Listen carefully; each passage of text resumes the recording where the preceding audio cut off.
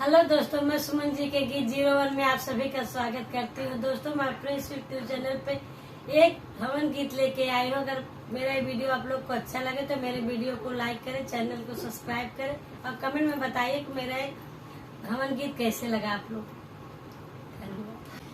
धनी धनी भागे धरतिया